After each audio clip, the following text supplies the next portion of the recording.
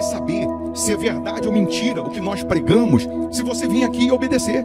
Por isso eu sempre digo que se você vir e obedecer e a sua vida não mudar, eu como a Bíblia, eu rasgo a Bíblia e vou servir o diabo, é isso mesmo. Porque a minha inteligência se recusa a aceitar, crer numa palavra que fica só no papel. Ora, se está escrito, tem que se cumprir. E Deus está lhe buscando, lhe chamando para mudar a sua história. Não é para você mudar de religião, não. De placa de igreja, não. O nosso Deus é muito maior que placa de igreja, que religião. O nosso Deus quer que você mude de vida, de história, de condição. E para isso, só depende de uma atitude sua. Deus nunca vai fazer o que você tem que fazer. O vir, o se tornar para Ele, o buscar esse Deus é contigo. Fazendo a sua parte, Ele fará a dele.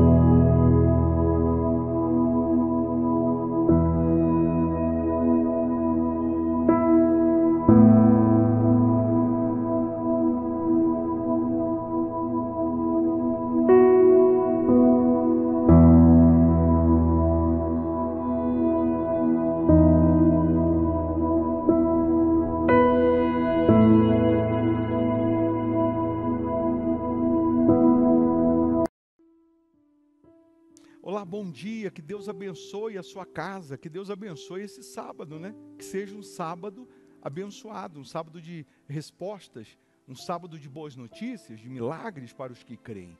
Mais uma vez, nós estamos aqui lhe convidando para orar, para você unir a sua fé com a nossa, e numa só fé, num só Espírito, nós vamos falar com um Deus único, que Ele pode e quer transformar a sua vida. Prepara um copo com água, eu tenho aqui a minha caneca com água. Uma vez essa água consagrada, ela vai simbolizar o poder de Deus. É nesse momento que doentes são curados, que cativos são libertos. É nesse momento que a luz brilha na sua vida e as trevas são dissipadas. Vamos determinar que este sábado seja bendito na sua vida. Isso independente de religião ou de placa de igreja.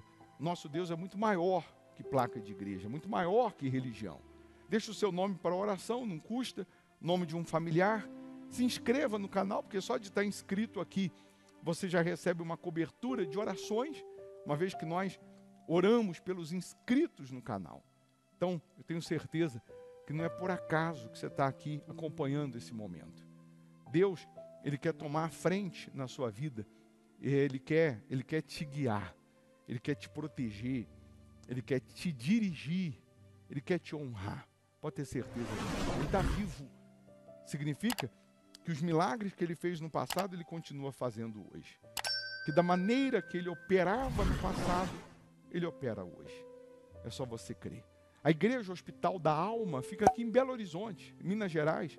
Nesse domingo, por exemplo, nós temos um culto aqui às 8 da manhã, que é para transformar a sua vida e transformar a sua família. Nós sempre iniciamos, o domingo apresentando a Deus, logo nas primeiras horas do dia, o melhor, a nossa vida como oferta viva. Você começa a semana, porque domingo é o primeiro dia da semana, considerando aquele que é o número único na sua vida. E assim você consagra toda a semana inteira. Depois você vai passear, descansar, mas você começa o domingo priorizando Deus, buscando a Deus. Então, eu não estou lhe chamando para mudar de placa, não, de religião, não, é para mudar de vida, para mudar de situação. Avenida Amazonas, 1744, está aqui a Igreja Hospital da Alma, aqui em Belo Horizonte. Esquina com Araguari, quase em frente ao Colégio Augustinho. Tá bom? Vamos orar? Vamos falar com Deus? Se possível, feche os olhos. Em o nome do Senhor Jesus, ó Deus. Aqui nós estamos rendidos a Ti, buscando a Tua face, clamando pelo Teu nome. Sabemos que o Senhor continua vivo e operando maravilhas na vida dos que creem. Nós pedimos, meu Deus, que o Senhor tome a frente na vida de cada uma dessas pessoas. Que o Senhor abra os caminhos, abra as portas. Que este sábado, meu Deus, seja de bênçãos, de respostas, de milagres para o Teu povo, para os que creem. Abençoa os trabalhadores, abençoa as famílias, proteja as crianças, meu Pai. Ó, meu Deus, se há alguém doente, que essa pessoa seja curada agora. Se tem alguém com uma dor, que essa dor seja cancelada. Eu determino nesse momento que toda aflição, frustração, todo sofrimento, todo mal, em nome de Jesus, sai agora. Sopra, meu Deus, o teu espírito, sopra a tua presença sobre essas pessoas, transformando, restaurando, mudando, meu Deus, mudando a vida dessas pessoas em todos os aspectos, em todos os sentidos, meu Pai. Meu Senhor, nós sabemos que o Senhor nunca falhou e nunca falhará. Nós sabemos que a Tua palavra continua viva, continua eficaz e mais cortante que uma espada de 2 gumes. Então corta da vida dessas pessoas toda aflição, corta toda ansiedade, corta todo sofrimento, pois entregamos tudo nas Tuas mãos, meu Pai. Abençoa a água que ela preparou, que ao beber dessa água, que ela receba essa saúde física e espiritual. Abençoa os inscritos no canal, abençoa todos que têm aqui os nomes pedindo oração. Abençoa esse país, meu Pai. Abençoa as famílias, é o que nós determinamos. Abençoa os fiéis da sua casa, aqueles que vêm semeando nessa obra, que eles possam colher a 100, a 60, a 30 por um, meu Pai. Pois entregamos tudo nas Tuas mãos, em o nome do Senhor Jesus. E você que crê onde você está, respire fundo. Receba paz. E você que crê, diga amém. E graças a Deus. Beba dessa água crendo no sobrenatural.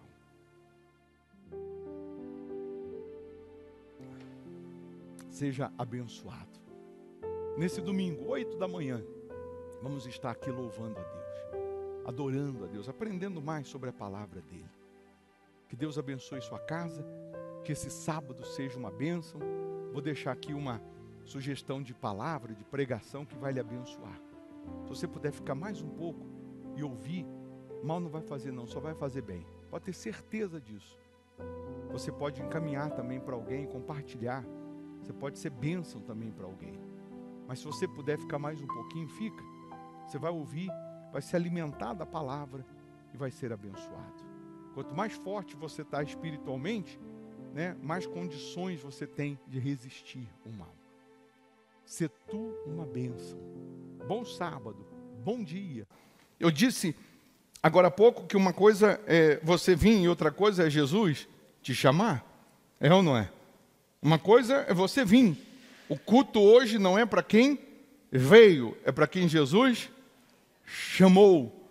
Jesus te chamou para estar aqui. Jesus te chamou para estar aí virtualmente, fazendo da sua casa uma extensão da igreja. Aí no livro de Marcos 10, no versículo 49, diz assim: e Jesus, parando, disse que o chamassem. E Jesus, parando, disse que o chamassem. Estou querendo que você grave essa palavra. E fizeram o quê? E chamaram o cego, dizendo-lhe: tem bom ânimo, levanta-te, que ele te chama. Levanta-te, que ele te chama. Repete, que ele te chama. Essa palavra aqui faz toda a diferença. O Espírito de Deus, ele se renova em nós todos os dias. Você pode ler a mesma palavra todo dia, e todo dia o Espírito Santo vai falar algo diferente. O único livro que ele se renova todos os dias é a Bíblia. O único livro que é mais atual do que a notícia que vai sair no domingo que vem é a Bíblia. Levanta-te, que ele te chama. Você sabe que maldição na Bíblia só podia ser quebrada quando um profeta maior ele chamasse o amaldiçoado. Se ele chamasse, a maldição era quebrada. O profeta maior quando chamava uma pessoa que estava debaixo de maldição, a maldição era quebrada. Enquanto ele não chamasse, essa pessoa estava sofrendo com maldições. Essa pessoa estava gemendo, essa pessoa estava sofrendo. Jericó, nós sabemos que depois do advento, de Josué, depois da história de Josué, que derrubou as muralhas de Jericó, nós sabemos que Jericó passou a ser cidade amaldiçoada. Eu já preguei um dia sobre isso. E não quero entrar muito nesse contexto, eu só quero que você compreenda o que Deus ele quer fazer na sua vida. Então, Jericó passou a ser cidade amaldiçoada, tanto que até hoje, judeu não entra em Jericó. Até hoje, judeu não frequenta em Jericó. Até os guias, lá em Israel, quando precisa ir em Jericó, mostrar as ruínas das muralhas de Jericó, o guia, que é judeu, ele não entra, ele fica na porta. Sobe ali, as ruínas estão ali, pertinho. Mas ele não entra. Porque era aquela história que, se você entrasse em Jericó, você também seria amaldiçoado. Você não vai ver na Bíblia, o judeu entrando em Jericó. Você vai ver Eliseu indo a Jericó, porque as águas eram amargas, a terra era estéril. E você vai ver Eliseu indo a Jericó com um prato de sal e deitando sal na fonte das águas, e as águas tornam-se saudáveis, a terra passa a ser fértil. Mas me mostra Eliseu entrando em Jericó. Me mostra Eliseu fazendo isso dentro de Jericó. Ele não fez isso dentro de Jericó, ele fez isso nas portas de Jericó, porque a fonte, já estive lá na fonte de Jericó, a fonte ela ficava onde era a entrada da cidade, e não dentro da cidade de Jericó. Então, nós vamos ver Jesus entrando em Jericó. Jesus é judeu. Jesus vai entrar em Jericó para fazer o quê? Quebrar maldições. Quando Jesus entra em Jericó, no capítulo 10 aí de Marcos, no versículo 46, diz: e vieram para Jericó. E saindo ele de Jericó, com seus discípulos, e uma grande o quê? Multidão. Quando Jesus entra em Jericó, Jesus entra com quem? Com 12. E quando Jesus sai, ele sai chamando uma multidão, quebrando maldições. Quando Jesus sai de Jericó, tem uma multidão que está seguindo ele. Por quê? Porque ele está chamando todo mundo que estava debaixo de maldição. E quando ele chamava, Jesus é o profeta maior do que Josué, maior do que Moisés, maior do que todos os que o antecederam. E quando Jesus chama, a maldição é quebrada. E quando Jesus sai de Jericó, quem está na porta de Jericó? O cego, o Bartimeu. Está lá. Quando ele sai de Jericó, Bartimeu, o cego, filho de Timeu, estava sentado junto do caminho, mendigando. A gente já sabe que esse rapaz aqui, ele era filho de Timeu. Ele não nasceu cego, cegaram ele, porque o pai dele era um revolucionário da época.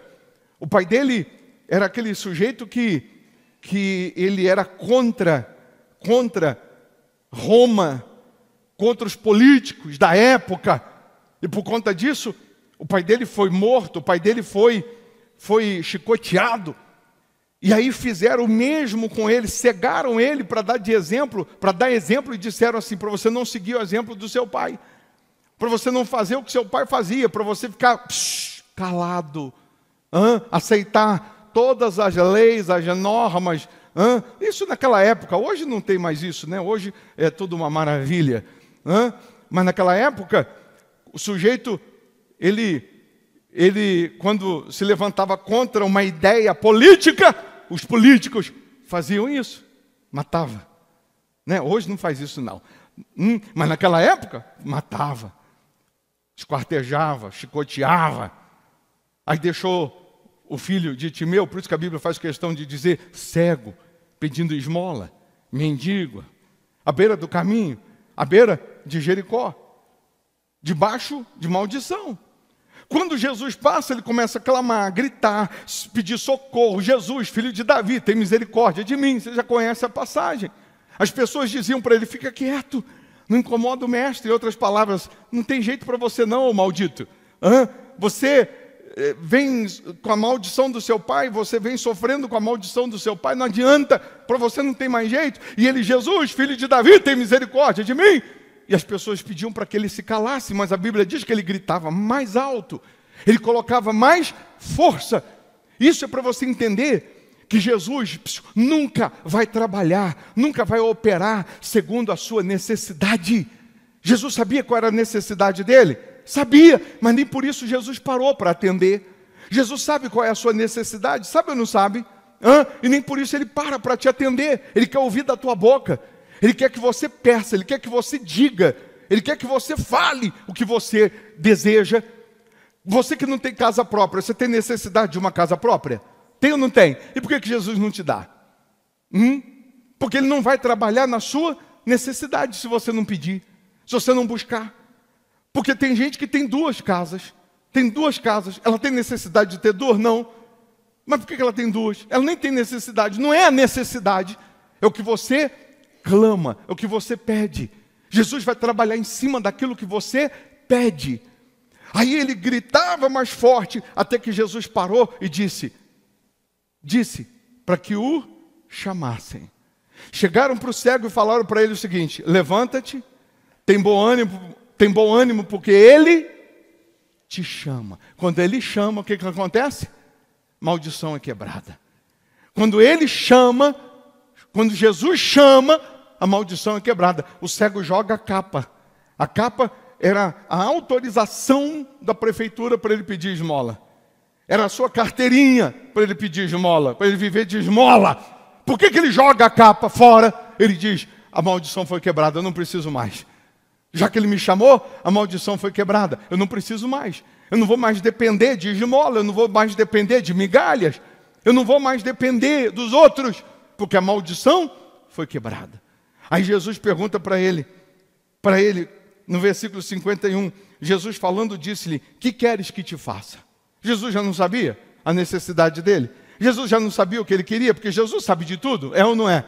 Antes da gente falar, ele sabe o que vamos falar. Antes da gente pensar, ele já sabe o que nós vamos pensar. Ele é onipresente, onipotente, onisciente, ele sabe de tudo ao mesmo tempo. O poder dele se revela a todos que usam a fé no mesmo tempo.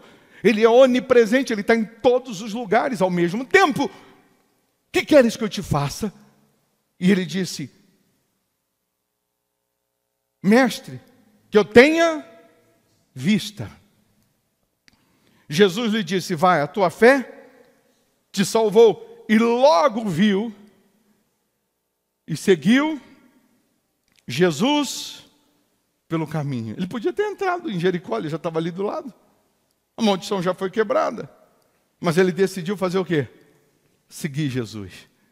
Jesus vai quebrar maldições na sua vida hoje. Jesus está te chamando hoje para quebrar sofismas, maldições, para que você siga Ele pelo caminho. Para que você esteja com Ele, permaneça nele. Jesus não vai quebrar maldições simplesmente para que você tenha o seu milagre guardadinho no seu bolso. Não, mas para te salvar, para que você o siga pelo caminho. Para que você esteja com Ele, para que você ande com Ele, para que você esteja nele. Então, eu disse que o culto hoje não é para quem veio, é para quem Jesus chamou. E Jesus está te chamando justamente para que aquilo que estava te fazendo cego, aquilo que não deixava você ver, você passe a ver.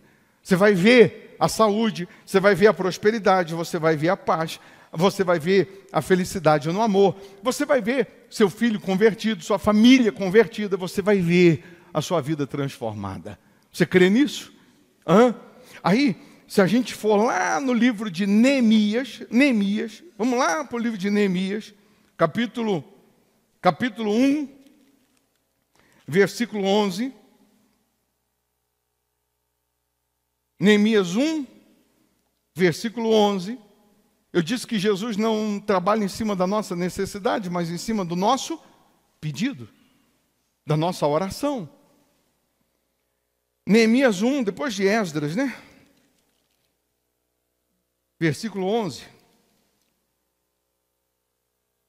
Acha aí. Quem já achou? Quem não achou ainda? Porque nem Bíblia trouxe. Não achou porque nem Bíblia trouxe. Traga a Bíblia no domingo, tá? Sua espada. Versículo 11 diz: Ah, Senhor, estejam, pois, atentos os teus ouvidos à oração dos teus servos. Eu estou lendo na Fiel, na versão Fiel.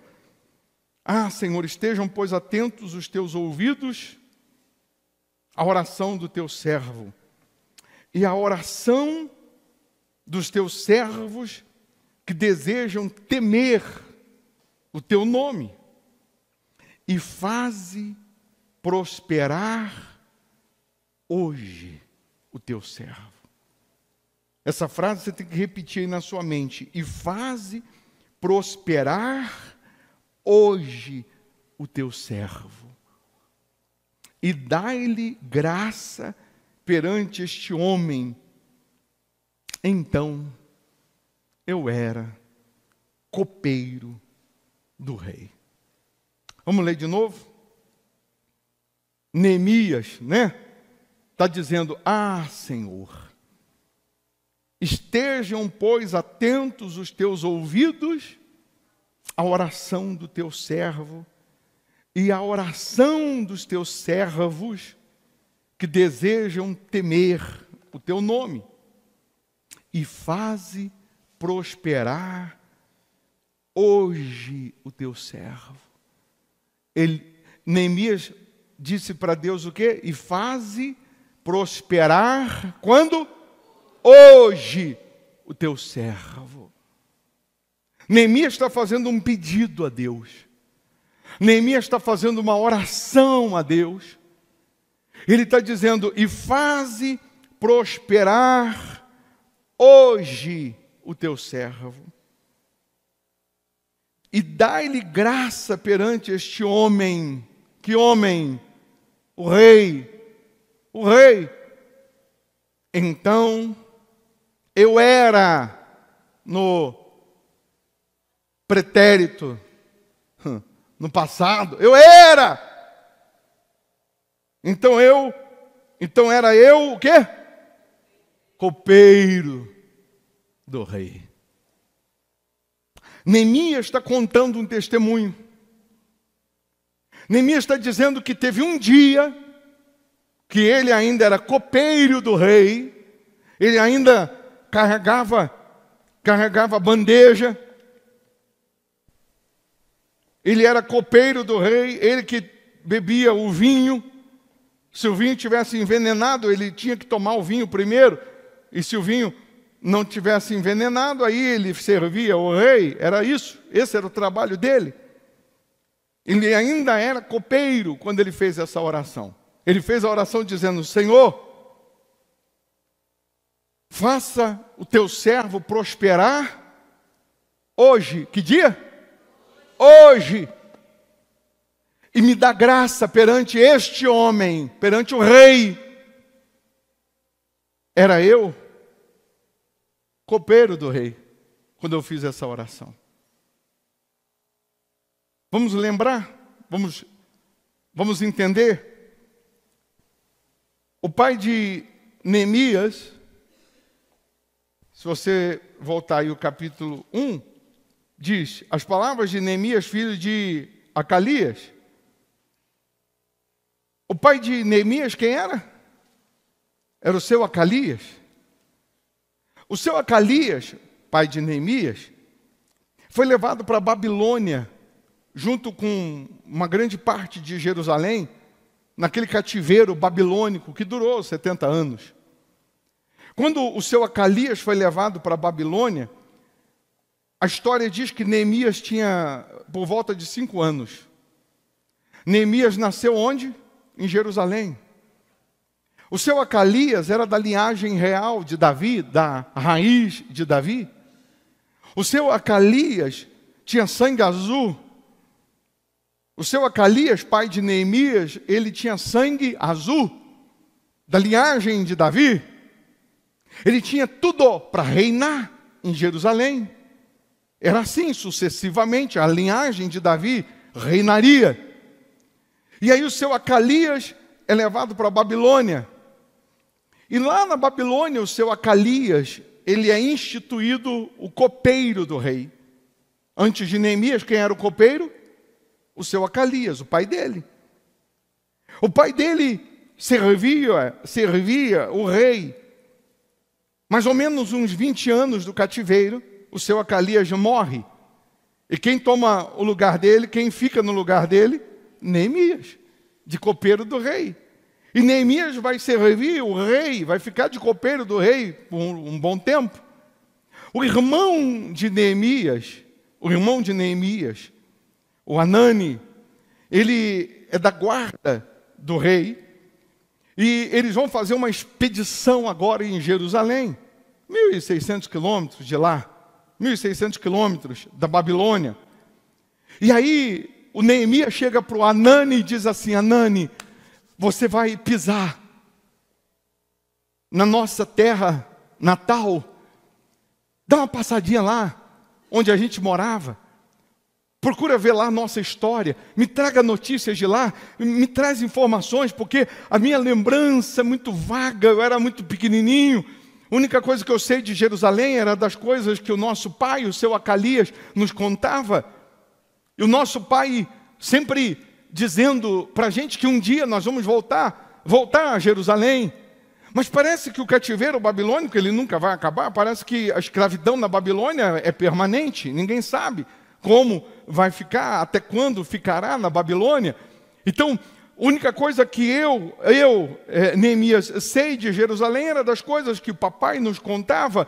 Uma das coisas do templo de Salomão, o papai contava das guerras, contava de tudo. Então, quando você voltar de lá, me traga informações. E quando o Hanani volta de Jerusalém, o Neemias está ansioso para saber, e o Hanani diz assim: olha, a situação lá está feia. Está difícil, as portas estão queimadas, Jerusalém está destruída, a miséria se instalou em Jerusalém, parece uma cidade fantasma, Jerusalém está completamente arruinada. Aquilo que o nosso pai contava, a capital mundial da fé, Jerusalém, ela está completamente devastada, está destruída. E a Bíblia diz que Neemias chora, a Bíblia diz que Neemias entristece. A Bíblia diz que Neemias nunca serviu o rei com o semblante fechado. Neemias nunca foi lá com a bandeja servir o rei triste.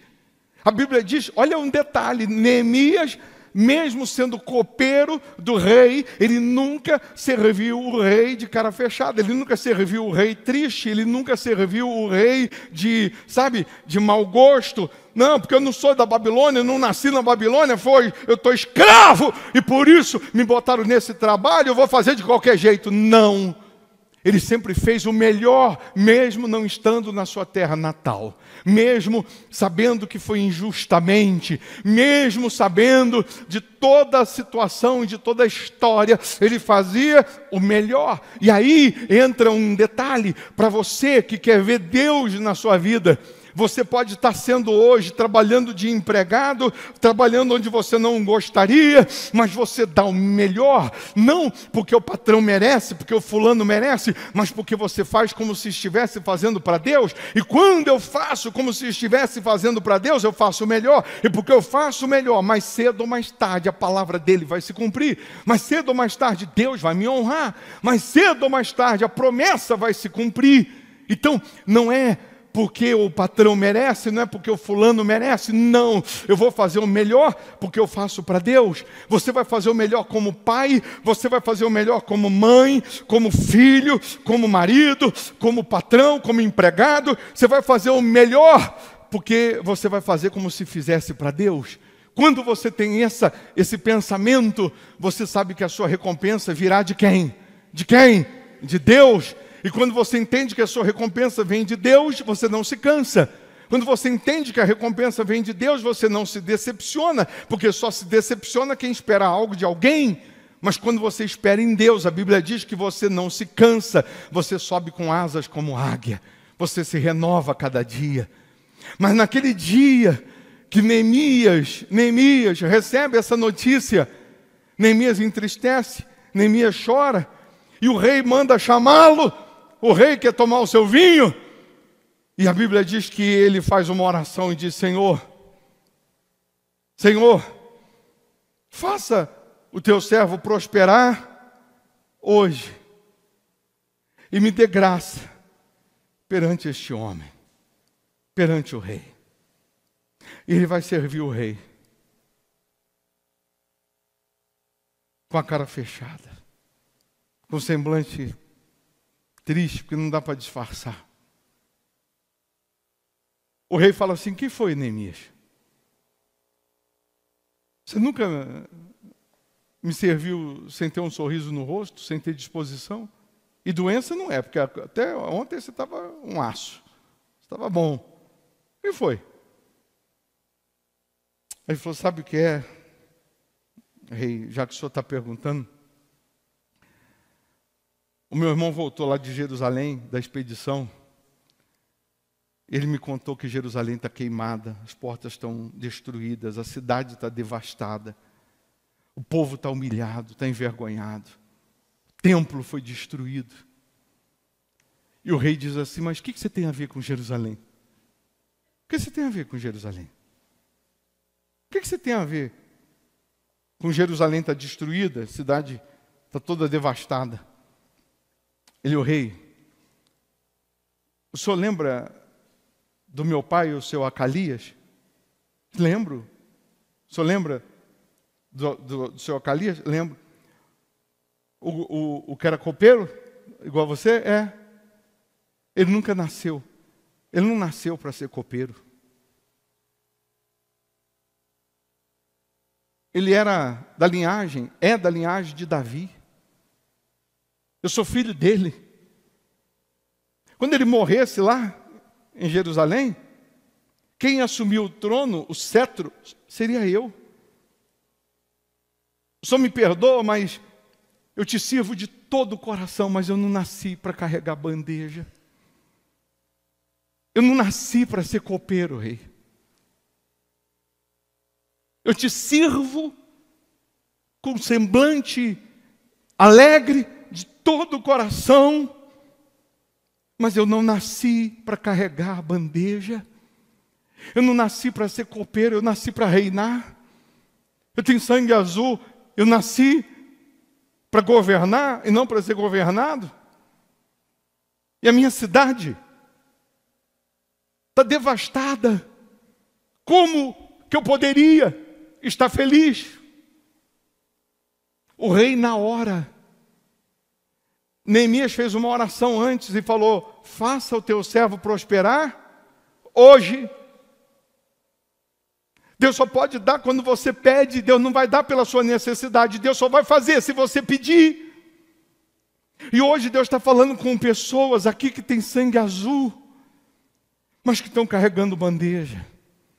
Hoje Deus está falando com pessoas aqui que foram chamadas e nasceram para reinar, mas que estão vivendo de copeiro. E Deus está dizendo para você que se você pedir hoje a Ele prosperar, para te prosperar hoje, Ele vai te tirar de copeiro. Hoje Ele vai mudar o seu cenário, a sua condição. E naquele dia, o rei chega para Neemias e diz: então você vai ser governador em Jerusalém. Então você vai ser o meu governador em Jerusalém. Você vai para Jerusalém, eu vou te dar escolta, eu vou te dar carta, eu vou te dar isso. Você vai para lá e você vai administrar lá. Mas tem um detalhe: você volta, dá um pulinho aqui de vez em quando para me passar as informações. Você pode ver que Neemias está contando aqui que ele era copeiro, agora ele já não é mais. Agora ele já está onde? Em Jerusalém. Ele já está como governador de Jerusalém. Ele recebeu cartas, ele recebeu autoridade. Ele está em Jerusalém para reconstruir Jerusalém. Ele disse para o rei, em outras palavras, ele estava dizendo: eu não nasci para ser copeiro. Eu queria muito que você pegasse a direção de Deus, a inspiração de Deus. Eu queria muito que você compreendesse que Deus te chamou para você reinar. Deus te chamou para você ser cabeça. Deus te chamou para você estar por cima. Hoje é o dia que, se você falar com Deus, Deus, faça o teu servo prosperar. Hoje, Deus vai te dar condições de você reverter esse quadro, de você sair de último para ser o primeiro, de desempregado a patrão, de andar a pé o carro do sonho, de morar de favor a casa própria, de uma pessoa humilhada a uma pessoa honrada. Você crê nisso? Sim ou não? O Neemias mudou de endereço. Quem for te procurar na Babilônia não vai mais te achar. Você mudou de endereço. Você vai estar em Jerusalém. Aquilo que tinha sido destruído vai ser reconstruído. Você já conhece a passagem? Em 52 dias eles vão reconstruir em tempo recorde as muralhas. Uma mão na espada, a outra mão trabalhando, lutando e guerreando ao mesmo tempo. Guerreando e trabalhando ao mesmo tempo. Fazendo as duas coisas ao mesmo tempo. Deus está dizendo que a gente não pode baixar a guarda, mas também não pode parar de trabalhar, não pode parar de sonhar, não pode parar de reconstruir, não pode parar de lutar. Hoje, Deus está tirando a bandeja da tua mão, não é menosprezando os copeiros, não é menosprezando os copeiros, a gente precisa do copeiro, a gente precisa, mas não é menosprezando, é fazendo você entender a sua linhagem. Você é da linhagem de Davi. Você é do grupo que Deus chamou para reinar, para governar e não para ser governado. Deus te chamou para ser cabeça e não cauda. Quem crê nisso? Você crê nisso? Então você vai fazer hoje uma oração de Neemias dizendo: Deus, faça o teu servo prosperar hoje. Hoje Jesus já te chamou como chamou o cego e já quebrou maldições, já quebrou sofismas, já quebrou maldições que existiam. E agora, nesse momento, Deus está fazendo chegar nas tuas mãos a promessa, a resposta, um milagre que é teu, mas que Ele só pode dar se você buscar, se você pedir, se você desejar.